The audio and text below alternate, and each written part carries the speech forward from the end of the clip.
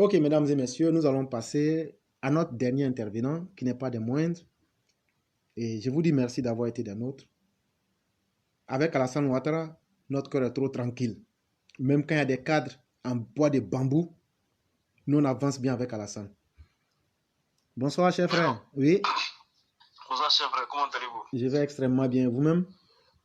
Oui, je vais très très bien. Dieu merci. Et la famille et le travail, tout Oui, va ça très va bien. bien. Tout le monde va bien. Tout le Dieu monde va merci. bien. Dieu merci. Donc, je vais vous laisser la parole. Oui, oui. Donc, cher frère, c'était toujours dans la continuité de nos émissions. Uh-huh. Donc, bonsoir à tous les élèves de la classe. Bonsoir à tout le monde. Bonsoir à tous ceux qui ont intervenu. Je vous dis merci. Donc, ce que je comptais dire ce soir, en fait, mon introduction sera la conclusion de comment dirais-je, le roi du printemps. Du roi du printemps. Donc, moi, ça sera plutôt au niveau des cadres du parti.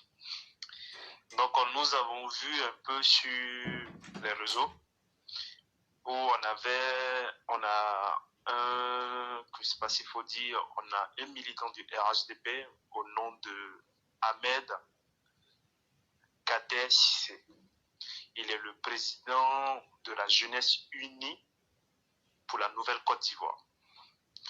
Donc, dans son discours, il a dit comme ça que peu importe ce que feront nos cadres, il invite les jeunes à ne pas critiquer les cadres. Moi, ça m'étonne de sa part. Ça m'étonne énormément de sa part. C'est pas parce qu'aujourd'hui, on est assis à la table des rois, au roi de la cité, que vous allez demander à nos jeunes de ne pas mettre en relief la frustration ainsi que toutes les souffrances qu'ils ont avec ces cadres du parti-là. Donc, je me demande même comment est-ce qu'il a pu mobiliser un si nombre de personnes, un si nombre important de personnes, afin que ces derniers-là puissent aller assister. Mais moi, ce que je peux lui dire à travers notre plateforme, la jeunesse que vous avez mobilisée et que vous vous êtes permis d'affirmer ce que je viens de dire, cette jeunesse est allée parce qu'ils se sont reconnus à une personne qu'on appelle Feu Ahmed Bakayoko.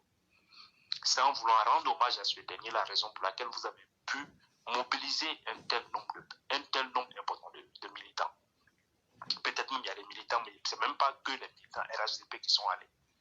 Parce que toute la jeunesse ivoirienne aujourd'hui se reconnaît en Ahmed Bakayoko. Donc il ne faudrait pas profiter de l'image de ce dernier-là pour commencer à faire des publications sur Facebook où il vous rend peut-être hommage parce que vous êtes un jeune du parti.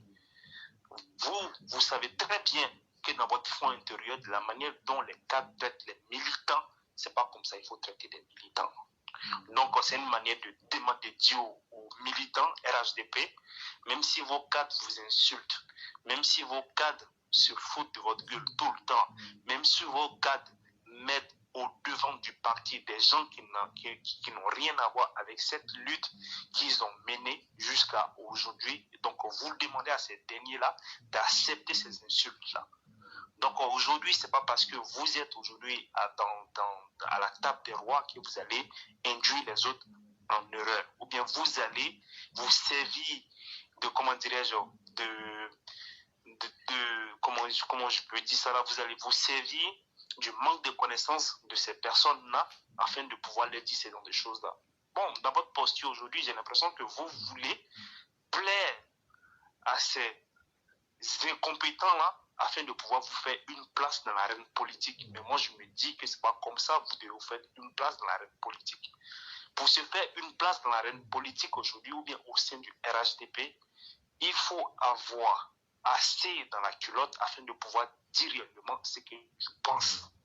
Et nous, notre plateforme aujourd'hui, nous sommes dans cette dynamique-là. Nous respectons tout le monde au niveau du RHDP. Mais lorsqu'il y a une vérité à dire, nous allons la dire haut et fort.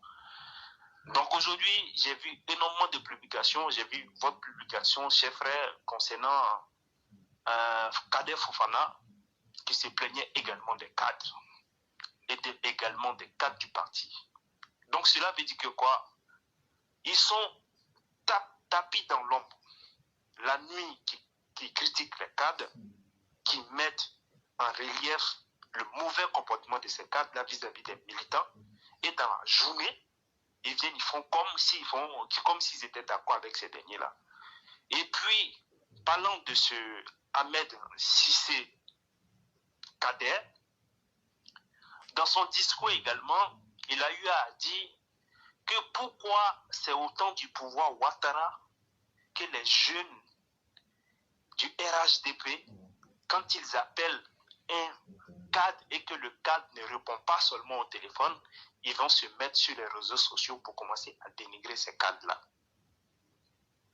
Pourquoi, au temps des Gbagbo, les gens du parti de Gbagbo, c'est-à-dire la jeunesse de Gbagbo, ne critiquaient pas le cadre? Vraiment, je me demande où ce dernier-là, d'où il sort, afin de pouvoir prendre des exemples qui ne tiennent même pas la route. Nous tous, nous connaissons au temps de Gbagbo ce que les cadres de Laurent Gbagbo ont fait à cette jeunesse-là. C'est des gens qui ont fait rentrer tous ces jeunes-là dans leur parti politique, dans les différents partis politiques, ou bien dans les différents ministères. Donc là, les jeunes du RHDP aujourd'hui, là, vous ne pouvez pas comparer les cadres du RHDP et avec les cadres de, comment dirais-je, du parti de Laurent Gbagbo. C'est pas possible, c'est deux comparaisons que vous ne pouvez pas faire. Depuis quand, au temps de Laurent Gbagbo, ils sont venus prendre des militants du RHDP et leur donner les militants même du RDR et leur donner du travail. Depuis quand, au temps de Laurent Gbagbo, ils sont venus prendre peut-être des transfuges du parti et les mettre au devant. Au temps de Laurent Gbagbo, c'était pas comme ça que ça se passait. Même pour aller parler à la Sorbonne, si tu n'es pas un fervent militant du FPI, à la Sorbonne, tu ne t'exprimais pas. Donc là, c'est normal que cette jeunesse du FPI-là ne critique pas leur cadre. Nous, aujourd'hui, si nous critiquons nos cadres, c'est parce que nous voulons qu'ils travaillent bien, c'est parce que nous voulons qu'ils fassent les choses comme il le faut. Le RHDP aujourd'hui, là, ce n'est pas un parti politique d'illettrés. C'est un parti politique des gens qui ont quand même quelque chose dans la tête, des gens qui savent faire la différence entre le blanc et le noir. Donc, vous ne pouvez pas toujours, étant jeune, et puis tu as une telle réflexion. Comment on peut avoir une telle réflexion? Non, mais c'est pourquoi l'autre Kader lui a donné la réponse pour dire, comme toi, tu es le lèche-bot de ces cadres-là, c'est pourquoi tu te permets de dire ça aujourd'hui. Sinon, ton parti RHDP, là, autant de Laurent Gbagbo, comme tu l'as dit, il y a combien qui ont eu du travail? Mais autant de Laurent Gbagbo, là, pour être policier, là, même si tu n'es pas là à l'école, là, tu vas faire 3 mois dans le champ de Tagro, qui est décédé, là. 4e mois, tu viens à Abidjan. Souvent, même, ils demandent même où est la route de l'école de police, et puis on les met dans la police. Ton RHDP a donné travail à combien de jeunes? Et puis toi-même, là, la première marche pour Ahmed Bakayoko, là, est-ce que c'est ton RHDP qui a financé ça? C'est moi éclairé avec les élèves de la classe, on a financé ça ici. Et puis on t'a envoyé les tricots. Il faut dire ça aussi aux gens. Donc vraiment, merci cher frère, parce que vraiment ça m'a tellement fait mal. Je comprends pourquoi on a toujours les cadres du parti qui se foutent toujours des militants. C'est à cause des âmes corrompues, comme ce dernier-là. Raison pour laquelle les militants RHDP ne font que subir. Depuis quand, au temps de Laurent Gbagbo, on a vu ces genres de choses-là se passer? Mais nous, nos cadres aujourd'hui, bon, l'aspect, je ne peux pas trop tirer sur lui parce que j'ai fait ce qu'il fait, il fait tout ce qui est en sa possibilité. Sinon, en toute sincérité, l'honorable aspect, ce que vous avez fait pour Guéhi, Côte d'Ivoire, vraiment, moi, je ne l'ai pas digéré jusqu'à aujourd'hui. Je me dis qu'il y a beaucoup de militants RHDP qui ont lutté. Ces derniers-là, aujourd'hui, c'est des parents venus. Ils savent que Laurent Gbagbo n'est plus Laurent Gbagbo. Ils savent qu'au PDC, ils n'ont pas l'avenir. Donc aujourd'hui, ils se mettent de notre côté, comme s'ils nous aimaient. En réalité, c'est parce qu'ils n'ont pas d'autre choix aujourd'hui en Côte d'Ivoire. S'il y avait d'autres choix qui se proposaient, ils auraient été partis. Donc, bon, je ne vais pas prendre aussi cet exemple-là pour peindre en noir tout ce que vous faites pour la jeunesse. Donc là, vraiment, jusqu'à présent, je n'ai pas encore digéré cette histoire de Guéhi Côte d'Ivoire. Donc, il ne faudrait pas que des personnes comme ce cadet-là vient nous emmerder, vient pour essayer de se positionner auprès de ces âmes corrompues-là, toutes ces personnes-là qui sont en train de toujours de verser le visage des militants par terre. Inch'Allah, un jour tout cela va finir. Donc, chers frères, ça c'est ce que je comptais dire sur ce côté-là. Mais chers frères aussi, je comptais me prononcer un peu sur la nouvelle loi. Bon, c'est pas une nouvelle loi, c'est la loi sur les VTC. Donc, cette loi sur les VTC, j'ai écouté brièvement Jean Bonnet en train de parler un peu sur cette loi-là. Bon, j'ai pas rien, bon, j'ai pu me corriger, j'ai pu quand même j'ai lu quelques articles sur Facebook, je sais pas si ce sont les articles réels, quoi. Est-ce que c'est confirmé ce que j'ai vu sur Facebook, mais j'ai pris quand même le temps de bien voir. Mais moi, ce que je comptais dire aux militants ou bien à toutes ces personnes-là, vous savez, le transport là, c'est pas quelque chose de désordonné, c'est pas quelque chose qu'on doit faire selon le sentiment, les lois, on doit prendre les lois selon les émotions, mais selon le sentiment, et les gens font pitié, il faudrait qu'on fasse ceci. Non, non, non, ce sont des vies humaines. Parce que dans un véhicule, il y a au moins 3 personnes. Il y a le chauffeur et il y a peut-être deux autres passagers.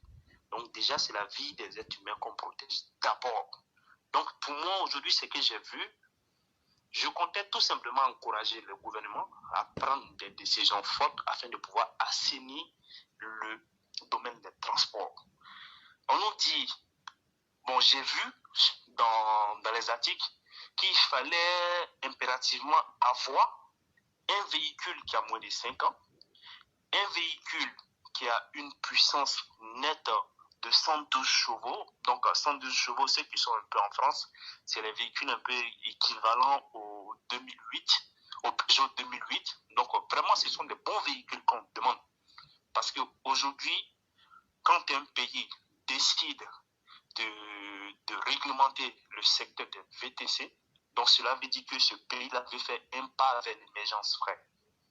Parce que les VTC aujourd'hui, nous qui sommes en Occident, les VTC aujourd'hui, ce n'est pas n'importe quelle voiture qu'on prend pour faire VTC. Moi, je trouve que vraiment le gouvernement, ils ont quand même été souples parce qu'ils ont tenu compte quand même de nos réalités.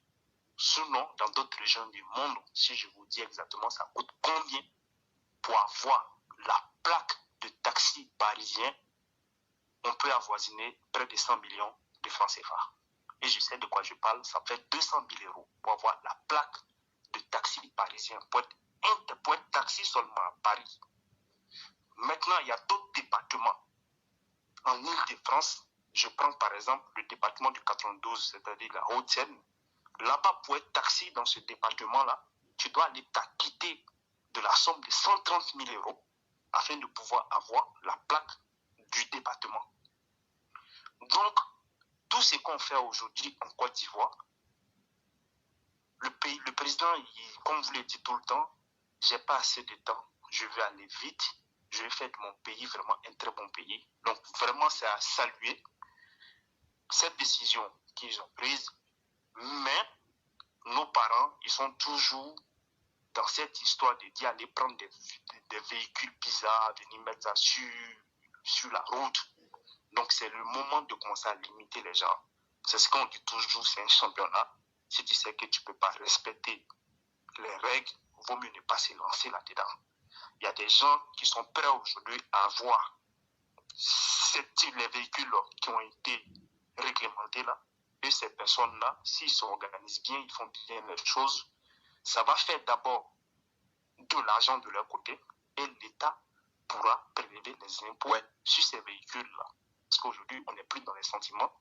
On veut faire évoluer le pays et on veut qu'aujourd'hui, le gouvernement prenne énormément d'argent dans le secteur du transport parce que c'est un secteur qui peut rapporter énormément à l'État. Donc l'État essaie de s'organiser de telle sorte à ce que vous puissiez avoir de l'argent. L'État aussi va renflouer ses caisses afin de pouvoir faire face à ces droits régaliens.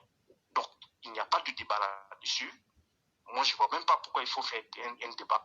L'État a décidé de réglementer un secteur qui qui va rapporter de l'argent à l'État de Côte d'Ivoire. Donc, on se plie à cette décision-là et on ne fait que respecter ce que l'État nous demande de faire.